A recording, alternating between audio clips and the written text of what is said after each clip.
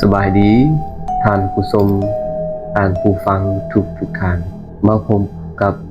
เรื่องเล่าหลอนตอนสมัยเป็นเด็กน้อยในเรื่องจริงของข้าพเจ้าเองข้าพเจ้ามีอ้ายเอ้ยน้องนำกัน5 คนและข้าพเจ้าเป็นลูกกบเรื่องนี้อยู่ว่าในสมัยก่อนตอนที่ข้าพเจ้ายังเป็นเด็กน้อยอายุประมาณ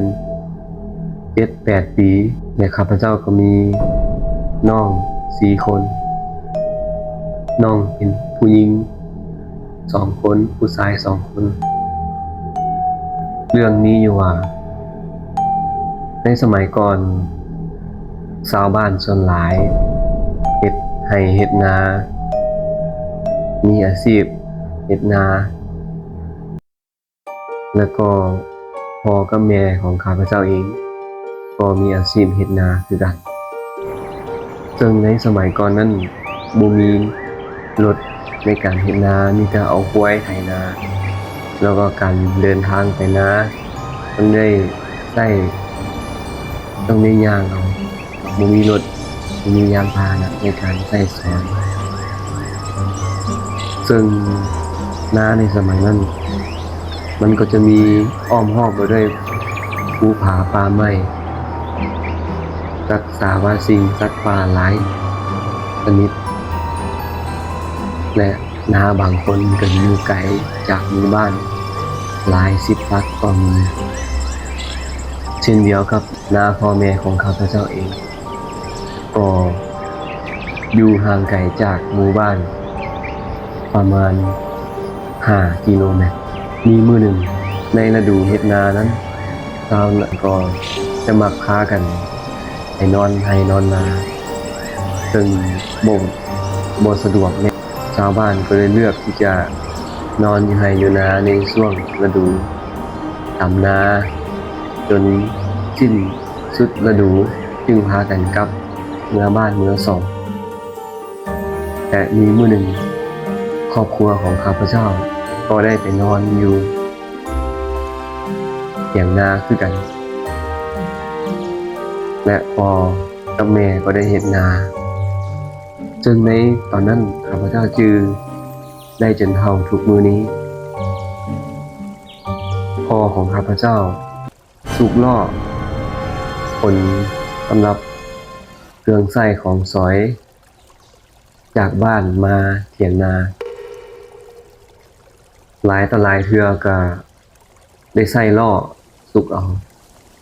แต่ว่ามีมื้อหนึ่งเหตุการณ์บ่คาดคิดก็เกิดขึ้นกับพ่อของข้าพเจ้าตีนล่อได้ตกขุมและคันของล่อได้กระแทกท้องของพ่อของข้าพเจ้าอย่างแรงจนเฮ็ดให้ไส้ติ่งแตกและก็ได้ถูกนำส่งโรงพยาบาลพบหมอซึ่งในตอนนั้นมีเพียงแม่ของข้าพเจ้าที่ไปเฝ้าพ่ออยู่ห้องหมอส่วนพวกข้าพเจ้ายังนอนอยู่นาข้าพเจ้าเองกับน้อง4 คนนอนอยู่เถียงนาในมื้อนั้นซึ่งในแต่ละมื้อตอนที่พ่อเพิ่นยังอยู่กับแม่เพิ่นจะตั้งไฟเอาฟืนใหญ่ๆมาสุมไฟกองไฟขึ้นอยู่ข้างๆเถียงนาแต่ว่าในมื้อนั้นพอเข้าห้องหมอพวกข้าพเจ้าบ่ได้ดังไฟเพราะว่าบ่มีกับไฟในเวลานั้นหาซอกกับไฟบ่เห็นก็เลยบ่ได้ดังไฟและข้าพเจ้าเองกับน้องๆก็พากันนอนหลับนอนในค่ำคืนนั้นเป็นมาฮอดเวลาประมาณเที่ยงคืนก็ได้มีเสียงหมาเห่าหมาหอนแล้วก็มีเสียงตีนย่างอ้อมเถียงนาและอยู่ใกล้ๆเถียงนาที่ข้าพเจ้าอยู่นั้นห่างจากเถียงนาประมาณ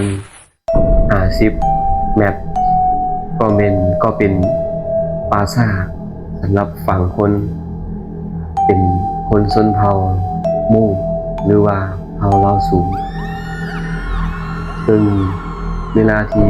มีคนตายพระเจ้าจะนำเอาศพมาฝังไว้ในปราสาทแห่งนี้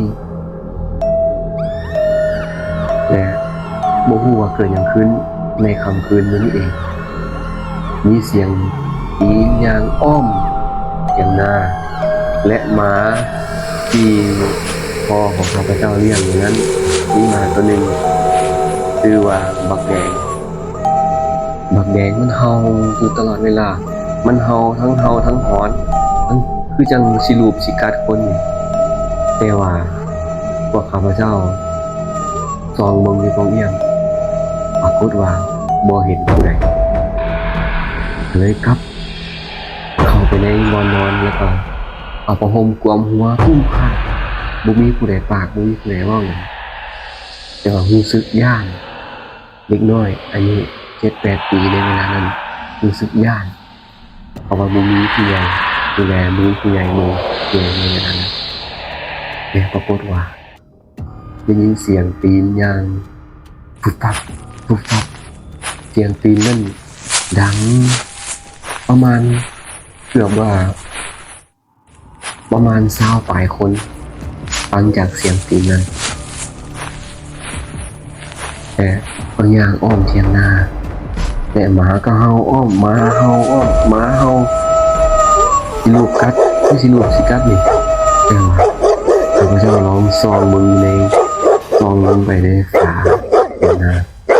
ปรากฏว่าบ่เห็นหยังได้ยินแต่เสียงตีนแต่ว่าบ่เห็นหยังนี่คือเรื่องลี้ลับหาทางพิสูจน์ได้พี่น้องและข้าพเจ้าเองกับน้องๆก็ได้ภาวนาให้ค่ำคืนมื้อนี้ผ่านไปโดยไวจนในที่สุดผ่านไป1 ชั่วโมงเสียงหมาเห่าก็ได้คอยลงและเสียงตีนที่ยางอ้อมเถียงนานั้นก็ได้คอยลงยุดลงและก็หายไปและหมาบักแดงมันก็ได้หยุดเห่าทันทีจนพวกข้าพเจ้าบ่ฮู้เสียหยังก็เลย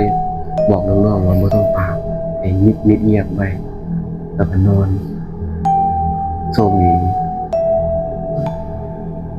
เมื่อพวกข้าพเจ้านอนรับเสื้อไปปรากฏว่าตื่นเป็นเช้ามื้อใหม่แล้วก็ปลอดภัยจากสิ่งอันตรายทั้งหลายและเรื่องนี้ก็เป็นเรื่องที่เป็นเรื่องจริงแต่หาข้อพิสูจน์บ่ได้ว่าเสียงตีนที่เราได้ยินนั้นอ้อมเถียงนานั้นแม่นเสียงตีนหยังแม่นไผที่มาย่างในเวลานั้นค่ำๆดึกๆดื่นๆแต่และก็แนมบ่เห็นได้ยินแต่เสียงตีนเรื่องนี้ยังหาสิ่งที่พิสูจน์บ่ได้เช่นกันถ้าพี่น้องท่านใดมักเรื่องราวแบบนี้เรื่องราวหลอนแบบนี้อย่าลืมติดตามกดไลค์กดแชร์กด Subscribe กดกระดิ่งแจ้งเตือนเพื่อจะบ่พลาดในคลิปต่อไปพบกันใหม่ในคลิปหน้าสำหรับคลิปนี้ขอกล่าวคำว่าสบายดี